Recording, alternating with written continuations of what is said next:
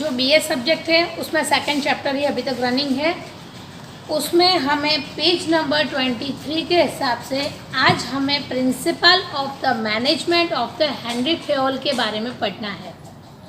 Henry Fayol who presented the management principle, जो Henri Fayol ने भी अपने प्रिंसिपल्स दिए, प्रिंसिपल्स यानी उनके सिद्धांत दिए हुए हैं, जो फ्रेंच से बिलोंग करते हैं। जो हमने फ्रेडरिक टेलर, वो कहाँ से बिलोंग करते थे? अमेरिका से। और जो हेनरी फेयोल ने जो हमें प्रिंसिपल दिए हैं, तो हेनरी फेयोल कहाँ से बिलोंग करते हैं? फ्रेंच से।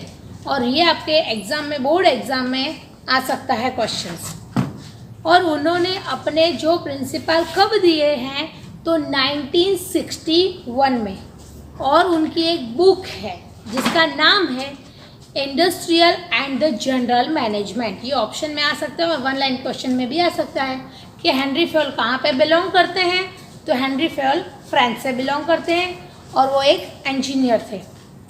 दूसरा कि उन्होंने एक बुक्स लिखी हुई है इंडस्ट्रियल एंड जनरल मैनेजमेंट, और 1961 में। नीचे हेनरी फेयोल ने अपनी एक्टिविटीज़ को अलग अलग पार्ट में डिस्ट्रीब्यूशंस किया है। जैसे कि फर्स्ट एक्टिविटीज़ है आपकी टेक्निकल एक्टिविटी, सेकंड है कॉमर्शियल एक्टिविटीज़, थर्ड है फाइनेंशियल एक्टिविटीज़, फोर्थ है सेफ्टी एक्टिविटीज़, फिफ्थ है अकाउंटिंग एक्टिविटीज़, और लास्ट में सेकंड है मैनेजमेंट एक्टिविटीज़। अभी टेक्निकल एक्टिविटीज़ में क्या होता है?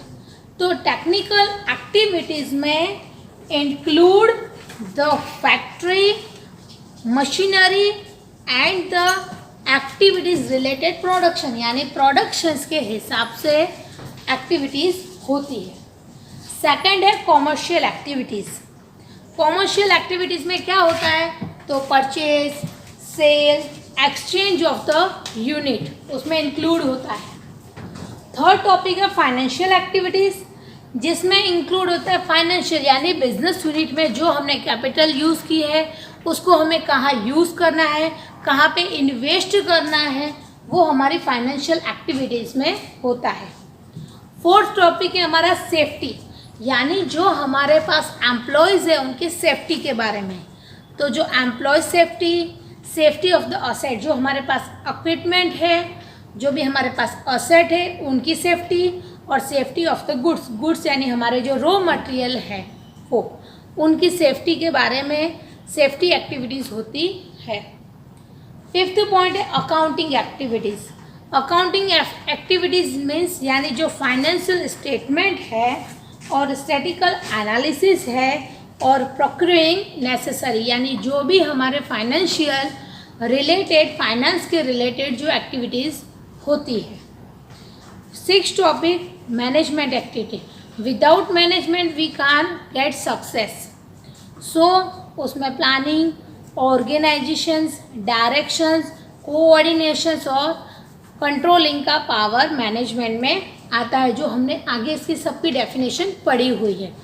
प्लानिंग का मतलब कोई भी प्रोग्राम बनाते हो, ऑर्गेनाइजेशन यानी उसके हिसाब से अथॉरिटी और रिस्पॉन्सिबिलिटी देते हो, डायरेक्टिंग यानी अपने वर्कर को डायरेक्ट करते हो, उसको समझाते हो कि कैसे एक्टिविटीज़ करना है।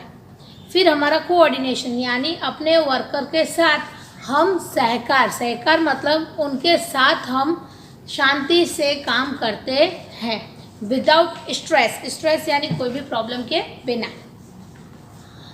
अभी हमें management of the principle Henri Fayol ने टोटल 14 प्रिंसिपल आपको दिए हैं।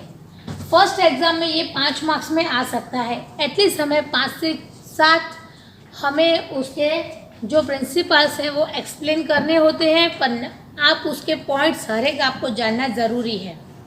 तो उसका फर्स्ट टॉपिक हमारा क्या है? Division of the work. Division of the work यानी अपने काम को बांट दो, अपने काम को पूरा burden owner, manager, board of director अपने पर नहीं डालते, वो अपने काम को डिस्ट्रीब्यूट करते हैं। इससे काम आसानी से हो जाता है और परफेक्शन के साथ होता है। देखो पेज नंबर 24 पर division of the work, and the management more weightage is given the higher efficiency employees and the manager और employees पर ज़्यादा काम का burden होता है. Productivity can increase the optimum use the production equipment, यानी production department में भी प्रोडक्शंस का इक्विपमेंट होता है, उनके असेट्स होते हैं. Division of the work is necessary increase the efficiency.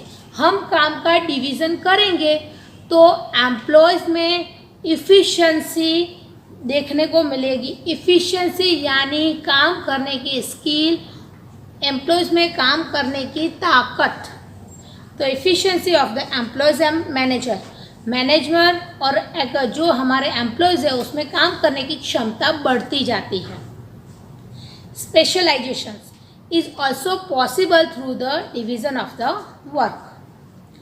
Division of the work should be done the manageable and factory level to be benefit of the principle of the specialization. जब हमारा business unit बहुत बड़ा होता है तो compulsory हमें अपने काम को बांटना पड़ता है.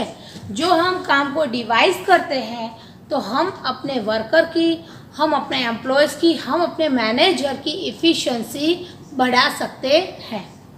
अभी हमारा जो सेकंड टॉपिक है अथॉरिटी एंड रिस्पॉन्सिबिलिटी. हमने काम को एक दूसरे में शेयर किया है तो उसके हिसाब से हमें उनको रिस्पॉन्सिबिलिटी और अथॉरिटी देनी होगी. जैसे कि power and responsibility are the two sides. जहाँ पे पावर होगा वहाँ पे रिस्पॉन्सिबिलिटी होगी और जहाँ पे रिस्पॉन्सिबिलिटी होगी वहाँ पे पावर होना ज़रूरी है. Power without the responsibility and responsibility without the power are not useful. They both are incomplete. When a person is assigned the responsibility for the some job, हम कोई पर्सन को रिस्पॉन्सिबिलिटी काम की देते हैं. Same time power assigned is the essential. तो हमें उसके हिसाब से उसको पावर यानी अथॉरिटी देना ज़रूरी है. While the assigning the power, different parameter like the post of the employees, यानी हर एक एम्प्लॉयमेंट की हम पोस्ट देखते हैं, उनका नॉलेज देखते हैं, उनकी क्वालिफिकेशन देखते हैं, उसकी एक्सपीरियंस देखते हैं और उसकी लीडरशिप में आर्ट, फिर मैच्योरिटी, वो सब वर्कर में, मैनेजर में, एम्प्लॉयज़ में देखी जाती है. उसके बाद हम उसको रिस्पॉन्सिबिलिटी देते हैं और वो रिस्पॉन्सिबिलिटी ध्यान में रख कर आप उसको अथॉरिटी देते हो कि एम्प्लॉयज़ का एक्सपीरियंस कितना है, उसका एजुकेशन कैसा है, उसकी स्किल पावर कैसी है और उसकी लीडरशिप कैसी है. Should be considered as the result enthusiasm of employees arise the achievement become easy. हमारा जो अच्छे से आपने वर्कर को, बेस्ट वर्कर को चूज़ किया होता है और अच्छे से आपने उसको अथॉरिटी रिस्पॉन्सिबिलिटी दी होती है तो हम बिजनेस गोल आसानी से पा सकते हैं. अभी हमारा जो थर्ड टॉपिक है वो डिसिप्लिन का. डिसिप्लिन यानी होता है शिस्त, जिसमें डिसिप्लिन यानी कोई काम में कंट्रोलिंग का पावर होता है. Optimum use of the equipment and the consistency of the activities are very much necessary for the industrial discipline. Discipline create certain kind of the harmonious environment. Discipline होता है तो हम शांति से वर्क कर सकते हैं और विदाउट कंट्रोल यानी एक हमारा पावर होता है, डर के बिना हम काम कर सकते हैं. वर्कर में एक डिसिप्लिन होनी ज़रूरी है कि हम काम टाइम से करें, हम काम टाइम पर पूरा करें. वो डिसिप्लिन हर एक पर्सन में होनी ज़रूरी है. Industrial discipline establish by the certain kind of the rules and code of conductor. जो हम अच्छे से वो डिसिप्लिन निभाएंगे तो हम बेस्ट रिजल्ट पा सकते हैं. जैसे हम स्टूडेंट को जो पढ़ा रहे हैं, स्टूडेंट रेगुलरली वर्क करता है तो हम उसको काम आसानी से कर पाते हैं. नेक्स्ट है कि employees the interest in the job increase. तो इससे क्या होता है, जॉब का इंटरेस्ट उनका बढ़ता जाता है. जो काम करने में वो डिसिप्लिन होगा, वो शिस्त से टाइम टू टाइम काम करेगा, अच्छा रिजल्ट लाएगा तो उसको जॉब सेटिस्फेक्शन भी होगा. Manager even can take work the easily, और मैनेजर उनसे काम आसानी से ले पाता है। सुपरवाइज़र अपने कॉन्ट्रैक्ट में अपने वर्कर पे अपने ओनर के साथ क्लियर होते हैं कि उनको कैसे काम करना है, क्यों काम करना है और किस समय उसको टाइम से काम कंप्लीट करना है, वो अपने दिमाग में क्या हो जाएंगे, क्लियर। फोर्थ टॉपिक हमारा unity of the command. Unity of the command यानी जो भी आपको ऑर्डर दिया जाता है उसमें यूनिटी यानी एकता होनी ज़रूरी है। Employees can not follow the order from more than one superior. This principle shows the employ should get the order from one superior. One superior यानी एक ही सुपरवाइज़र के पास, एक ही ओनर के पास वो हमें पावर मिलना ज़रूरी है, और जो उसका रेगुलर जो ऑर्डर मिलता है वो यूनिटी होनी ज़रूरी है। अलग अलग ओनर्स के अलग अलग सुपरवाइज़र, अलग अलग ऑथोराइज पर्सन जो डिफरेंट ऑर्डर देंगे तो एम्प्लॉयज़ कंफ्यूज हो जाते हैं। इसलिए the confusion never almost employees in regard the order, यानी ऑर्डर में उनको जो भी एम्प्लॉयज़ जो भी ऑर्डर देते हैं वो इक्वल फॉलो करना ज़रूरी है। If more than one order are given the create confusion, तो इससे वर्कर को कन्फ्यूज़न क्रिएट होता है, वर्कर वो काम अच्छी तरीके से कर पाते नहीं है। इसलिए हमें कमांड में इक्वल होना ज़रूरी है और यूनिटी होना ज़रूरी है। फिफ्थ टॉपिक हमारा यूनिटी ऑफ द डायरेक्शन। जैसे कमांड में इक्वल होना चाहिए वैसे डायरेक्शन भी इक्वल होनी ज़रूरी है। Planning is the outline of the future, जो प्लानिंग है वो फ्यूचर के आउटलाइन है। This can be done through the job division and specialisation, उससे हमें जॉब डिवीज़न स्पेशलाइज यानी स्किल्ड पर्सन मिलते हैं। If definitions are found during the planning direction guidelines is a provide, हमें अपने वर्कर को गाइडलाइन देनी है, अपने वर्कर्स को डायरेक्शन देना है तो वो इजी तरीके से काम ख़त्म कर पाते हैं। तो direction is given by the supervisor, जो सुपरवाइज़र सुपीरियर अथॉरिटी होती है और वो हमें अथॉरिटी उनसे मिलती है। Coordinations all the task and effort can be done easily, तो इसके हिसाब से हम जो भी टास्क है जो भी एफर्ट है इजीली कंप्लीट कर पाते हैं। इसीलिए बोलते हैं कि यूनिटी ऑफ द डायरेक्शन, अपने वर्कर के साथ अपने एम्प्लॉयज़ के साथ जो भी ऑथोराइज पर्सन होता है, सुपीरियर पर्सन होता है, उसको देनी ज़रूरी है, यूनिटी ज़रूरी है। 6 पॉइंट है subordinations of individual interest to the general interest, यानी हमारे वर्कर में इंटरेस्ट डिफरेंट होता है। हर एक वर्कर अपना खुद की एक विशेज़ होती है, अपनी खुद की डिज़ायर होती है, तो वो गोल को हमें एक इक्वल जनरल गोल बनाना है, एक इंटरेस्ट बनाना, हमें टीम वर्क के साथ वर्क करना ज़रूरी है। हम अपना इंटरेस्ट पर्सनली होता है कि मुझे हायर पोजीशन चाहिए, हायर सैलरी चाहिए, तो हमें इक्वल करना ज़रूरी है। तो उसमें बोला गया है management is the collective activities that should be coordinate between the persons and department, हमें पूरे डिपार्टमेंट और पर्सन के साथ इक्वल रहना चाहिए, कोऑर्डिनेट सहकार रहना चाहिए। This result is can easily achievement goal, हम गोल को अचीवमेंट अच्छे से पा सकते हैं।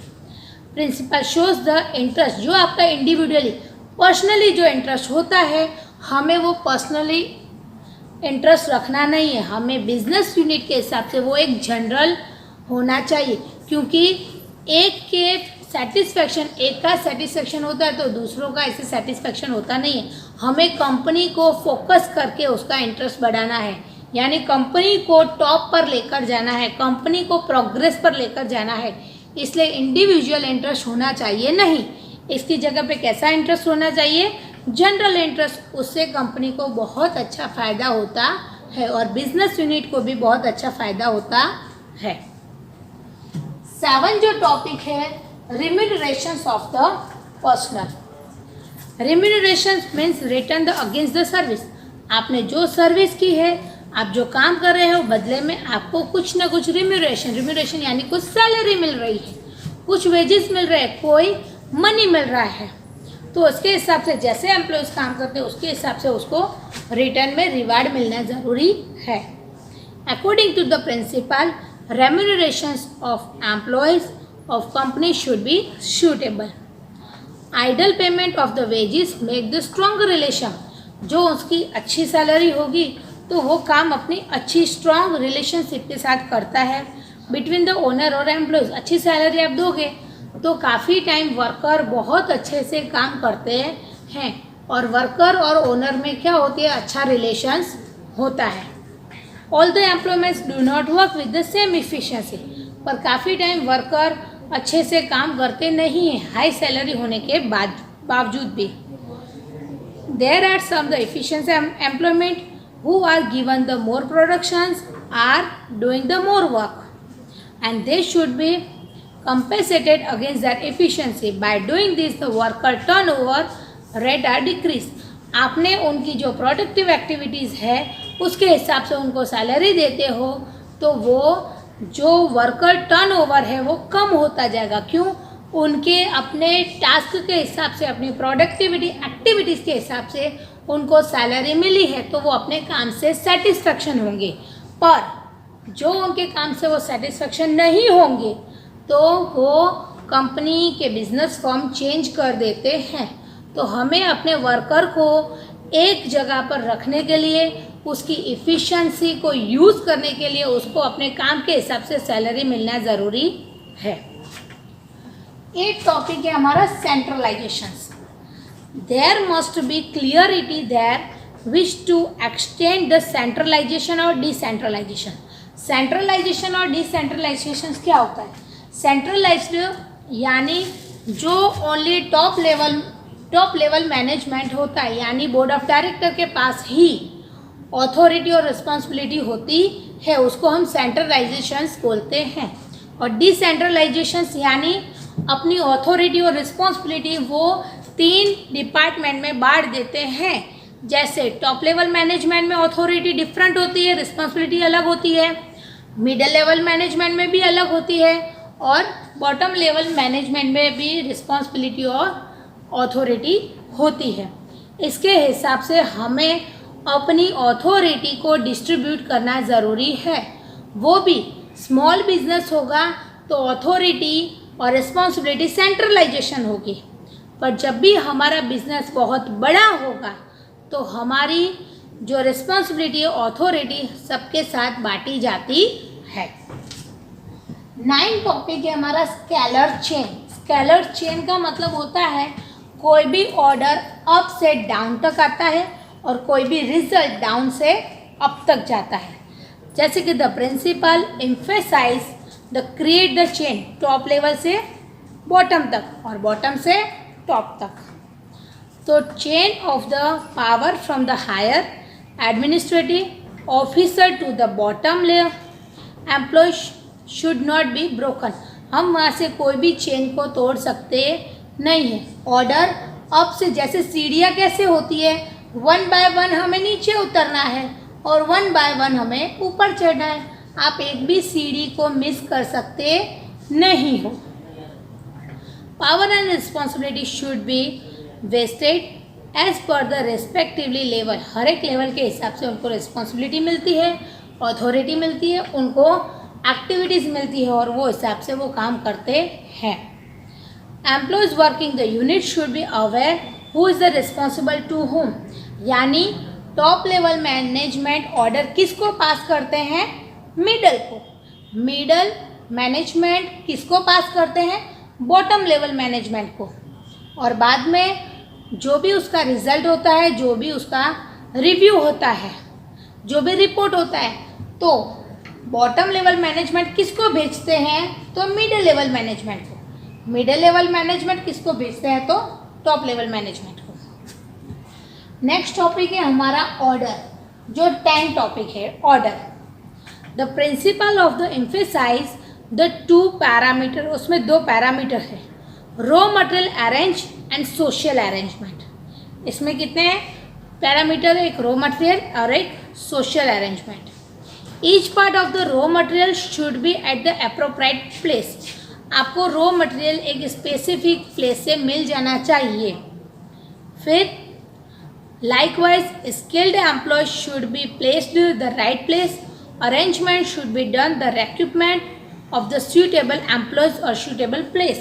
और जो भी राइट पर्सन होता है, जो भी आपने चूज़ किया है, वो रॉ मटेरियल को राइट प्लेस पर और राइट एक्टिविटीज़ पर आगे काम बढ़ाता है। यानी वो अच्छे से उसको प्लानिंग के ज़रिए रॉ मटेरियल में से गुड्स तैयार करता है। यानी परफेक्शन के साथ वो कंज्यूमर कस्टमर के पास गुड्स कैसे जाएगा उसकी प्रोसेस करता है। नेक्स्ट टॉपिक आया equality. Employ are the part of the managerial system. Since the employees are the human being, the practical approach should be adopted to the handle them. हमारे जो living person है, हमारे employees, हमारे worker, वो living persons है। Superior should be behave the appropriate uniformly making taking work them। हमें अपने worker के साथ इक्वालिटी रखनी ज़रूरी है। इक्वालिटी होगी तो ओनर और एम्प्लॉयज़ के साथ कोई प्रॉब्लम क्रिएट नहीं होगी, वरना हमारे ओनर और एम्प्लॉयज़ के साथ क्या बढ़ता जाएगा? स्ट्रेस यानी तनाव बढ़ता जाएगा। तो equality is the most important things. Effort should be made the establish the equality in the uniform way stand of the legal और ट्रेडिशनली। हमें जो लीगली काम करना है और इनफॉर्मल काम करना है, किसी के साथ हमें पार्शलिटी करनी नहीं है। जो वर्कर एम्प्लॉयज़ में उनके दिमाग में आ गया कि हमारा मैनेजर पार्शलिटी करता है तो बिजनेस में स्ट्रेस बढ़ता जाएगा। इसके बाद वाला टॉपिक है stability of personal tenure. Parameter and the stable employees are a set of any business unit. Employees can develop himself by the remaining to one unit contribution in the achieve of the goals। हर एक worker, हर एक employees का business unit में एक importance place है। Without worker we can not achieve our goal. तो हर एक छोटे से छोटे वर्कर का हमारे बिजनेस में इम्पोर्टेंस है। Employees remain a long time in the any unit is the knowledge system. उसका result more productivity and also decreases the labour turnover. जितना काम वेस्ट होगा, वर्कर की इफिशिएंसी बढ़ती जाएगी, उससे फ़ायदा क्या होगा? वर्कर को अपने वर्क से बहुत सारा सेटिस्फैक्शन मिलेगा। There should be arrangement promotion, और अपने वर्कर को प्रमोशन मिलता है, उनको ट्रेनिंग देते हैं तो वर्कर को बहुत सारा सेटिस्फैक्शन मिलेगा। नेक्स्ट टॉपिक है initiative as the equality of the necessary the industries of necessary. ये ज़रूरी है। इससे होता क्या है? There should be the quality initially the active the employees. Industries should be provide the atmosphere. हम अपने वर्कर को अच्छा सा एटमॉस्फेयर प्रोवाइड करते हैं, उससे हर एक एम्प्लॉयज़ की स्किल बढ़ती है, उनके काम करने का तरीका बेस्ट होता है। तो उससे वो एज सपोज वर्कर है तो कल वो सुपरवाइज़र की पोस्ट पे आ सकता है, वो लीडर बन सकता है। तो उसके हिसाब से हम उसको एटमॉस्फेयर प्रोवाइड कर सकते हैं कि वो जितना हो सके बेस्ट प्रोडक्टिविटीज़ को ला सकता है। अभी हमारा लास्ट जो टॉपिक है इंस्पायर टू क्रॉप, यानी फीलिंग द ओननेस। यानी उसको अपने काम से इंस्पिरेशंस मिलनी चाहिए। अपने काम को वो काम तरीके से ना देखे, अपना खुद का एक वर्क होता है, एक अपना गोल होना चाहिए। Success of the industrial unit lines the mutual relation of the managers and the employees. There should be the harmony in the both classes. Harmony यानी दोनों में रिलेशन अच्छा होना ज़रूरी है। Manager should be generate group feeling among the employee. दोनों को अच्छा इफ़िशेंसी होना चाहिए, दोनों को जनरल होना चाहिए। और all the employees is work together the achieve the goals. हर एक लोग एक ही गोल के लिए काम करना होना चाहिए। अभी आपको जो हेनरी फेयल को जो प्रिंसिपल्स है वो 2 मार्क्स में 3 मार्क्स में आ सकते हैं, 5 मार्क्स में बाय चांस आते हैं, फर्स्ट एग्ज़ाम के लिए आ सकते हैं। बाकी फर्स्ट और सेकंड एग्ज़ाम के लिए आपके 2-2 मार्क्स के क्वेश्चन में इंक्लूड हो सकता है। Suppose explain the division of the work. Thank you.